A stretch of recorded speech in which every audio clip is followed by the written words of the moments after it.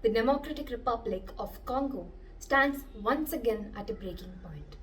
In the heart of Central Africa, the world's richest land in minerals is bleeding from the same wounds that have festered for decades: political betrayal, rebel wars, and corruption. November 2025 brings a new chapter in this long conflict, one that ties together politics, rebellion, and an outbreak.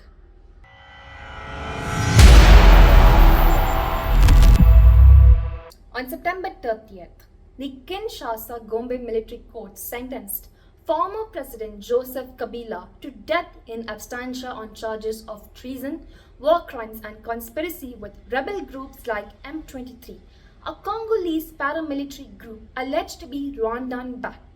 Based in eastern DRC, mainly in North and South Kivu, M23 is a principal member of the Congo River Alliance. The court accused Kabila of financing and coordinating with M23 to destabilize the government. His party called it a political witch hunt, arguing that President Felix Tshisekedi's administration is using the judiciary to eliminate a rival. International observers warned that the verdict could deepen divisions and derail peace efforts. Kabila remains abroad, but the judgment has ignited outrage and whispers of unrest.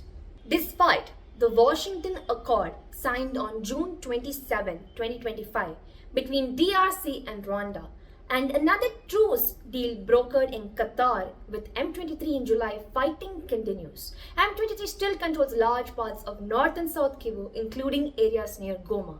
The UN reported that these groups are setting up parallel administrations, taxing locals, controlling trade, and governing beyond Kinshasa's reach. The Congolese army, under-equipped and fractured, has failed to reclaim these regions. The UN and the monitors accuse Rwanda of directly supporting M23, which Kigali denies. Does Rwanda currently have any troops at all in eastern DRC? I don't know. Evidence, however, points to a regional power struggle over minerals and dominance. Since early 2025, more than 7,000 people have been killed and hundreds of thousands displaced. Camps are overflowing or under rebel control, and militarized rape against women and children has surged tremendously. UNICEF reported on April 11, 2025 that a child was raped every half an hour in DRC. The humanitarian situation is catastrophic, and with aid agencies struggling to reach conflict zones, food shortages and disease outbreaks are rampant, while MONUSCO, UN peacekeeping corps there, prepares to withdraw. Amid the chaos, an Ebola outbreak erupted in Kasai province in September, with dozens of cases confirmed in Bulambi. The WHO and UNICEF launched emergency vaccinations, and by late October, transmission slowed, though experts were again against optimism. Kasai's remoteness and the strain on healthcare could allow the virus to resurface once again. A quick look into its history will give us a better overview of the situation. After the brutal Belgian occupation and resource exploitation, Congo gained independence on June 30, 1960. But Belgium's continued interference led to the Congo crisis. Colonial policies deepened divisions between Hutus and Tutsis, culminating in the 1994 Rwandan genocide, where more than 800,000 Tutsis were killed in just 100 days. Hutu extremists committed mass violence before the RPF, led by Paul Kagame, now Rwanda's president, seized Kigali. Many Hutus, including perpetrators, fled to the DRC, forming militias. The First and Second Congo Wars in 1996 and 1968, the deadliest conflict since World War II, killed millions. A peace deal in the early 2000s promised stability, but over 100 militant groups remained active. Among them, M23, a Tutsi-led group formed in 2012 after the failed March 23, 2009 peace deal, re-emerged in 2020, expanding rapidly. By 2025, it captured Goma and Bukavu, shifting power in eastern DRC. Next, we come to the factor of the resource factor. Eastern DRC holds vast resources of gold, diamonds, copper, and cobalt, the latter making up 74% of the world's mined cobalt, critical for batteries in EVs and electronics.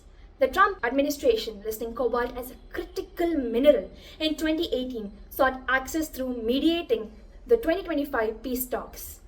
M23's 2024 takeover of the Rubaya mining zone generates $800,000 a month, with Rwanda's exports mostly sourced from DRC valued at $1.1 billion in 2024. The current scenario looks dim. Rwanda denies supporting M23, but reports indicate 6,000 to 7,000 Rwandan troops are aiding rebels in North and South Kivu. UN experts cite Rwanda's involvement due to M23's advanced logistics and weaponry. Meanwhile, the Congolese army, FARDC, suffers from corruption, fragmentation, and low morale, with some soldiers surrendering or even fleeing.